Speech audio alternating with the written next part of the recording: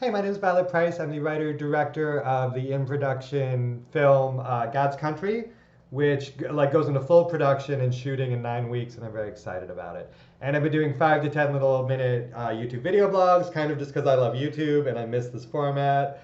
To be honest, I was a YouTube nerd back in the day, back when it was like dumb video blogs and silly stuff.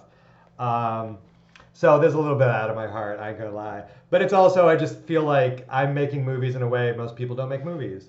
And to me, it seems like the most obvious way to make movies. I grew up in music videos, sketch comedy, like DIY stuff with your friends.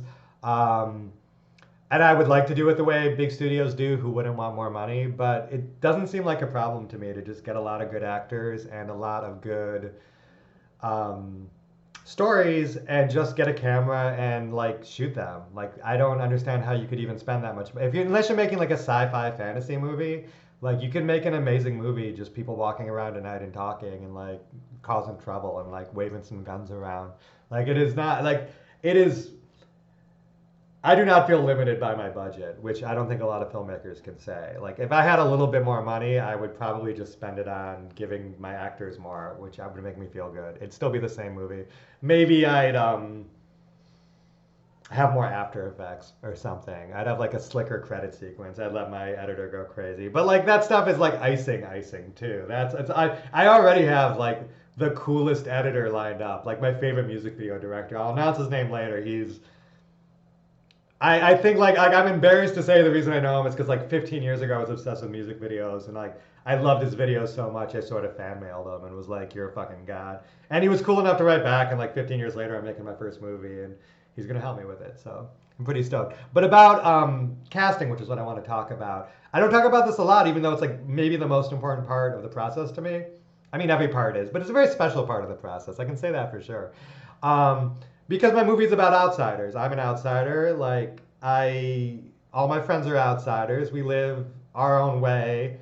We are treated like shit by society. Like most of us, not all of us, not all the time in a lot of different ways. But I'm a fucking outsider. There's no two ways about it. I'm a fucking bimbo.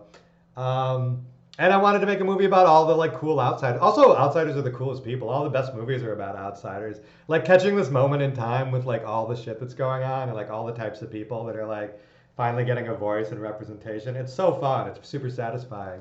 Like I mean, my favorite like brag is like April Flores is in my movie. Who, if you don't know her, she's like I guess you would say a BBW porn star. She called herself Fat Girl. She had an art book called Fat Girl. So I never know what words to use because BBW like sounds porny and like curvy girl, voluptuous, but she says fat girl. That's what we're talking about. We're talking about a hot fat girl named April Flores. And April Flores' work, I was not directly exposed to at first. I used to date a lot of fat girls in my 20s. It was awesome. And often during pillow talk, more than once, you'd be talking about like, sexy talk.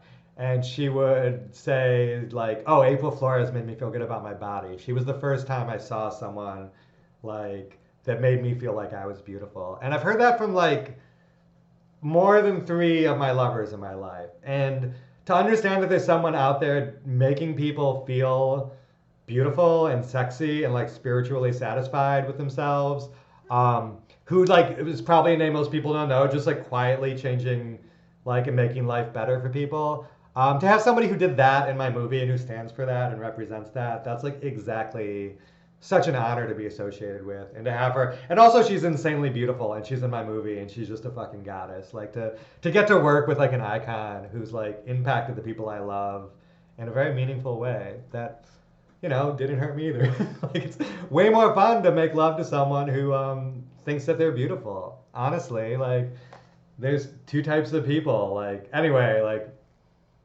she's made a lot of people feel good about themselves, and she's in my movie, and she represents. Also, like I have like a larger, like a big black dude as my lead, and you don't see those kind of guys starring in movies. There's like Ghost Dog.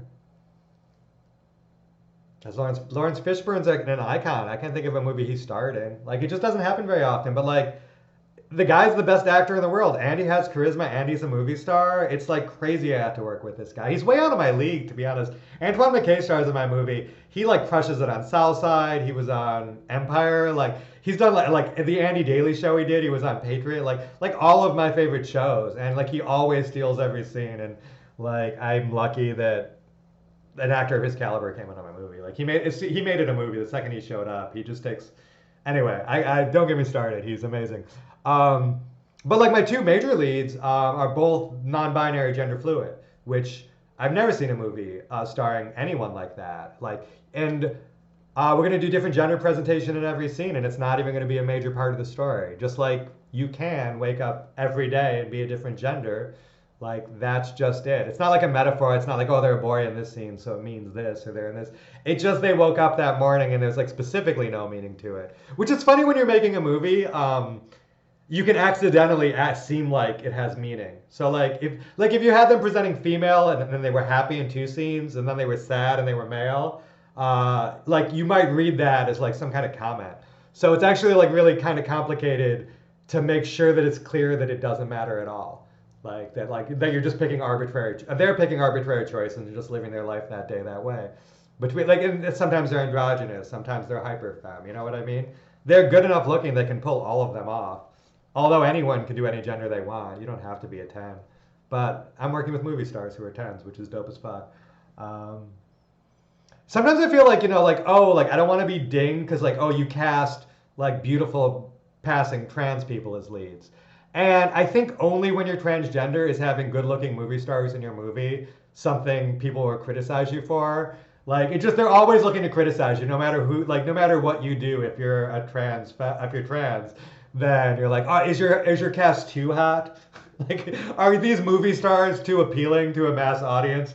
Are they too movie star like? Should you have not had a more comely person? And I'm like, yo, I'm in my movie too, and I ain't a 10. Like we're representing for the, I'm not gonna shit on myself. I look pretty good, but we're definitely representing for the MILF squad. As much as I hate being called a MILF for lots of reasons. I'm not a mother, and I won't get into it, but it's gross, and don't call me that.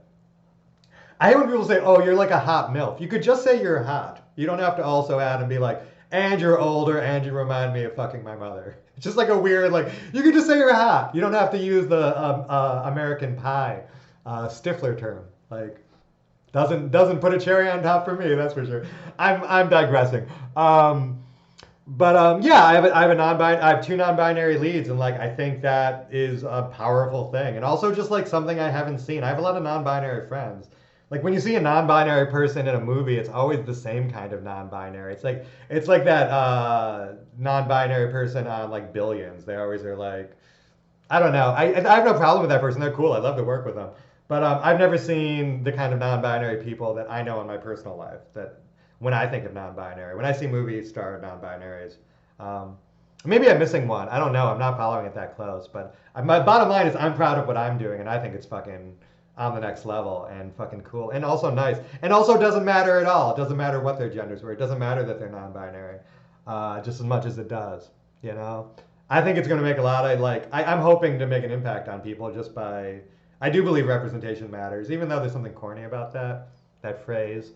But I have the opportunity to represent diversity, and I'm like super stoked on it. I'm so excited. You get to tell different types of stories. I even have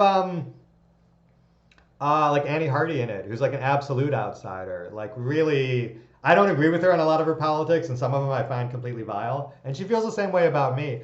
But as much as we don't agree on some key things, also she's autistic in the same way I am. And she's a musician in the same way I am. And she's had a really fucking hard life like I have.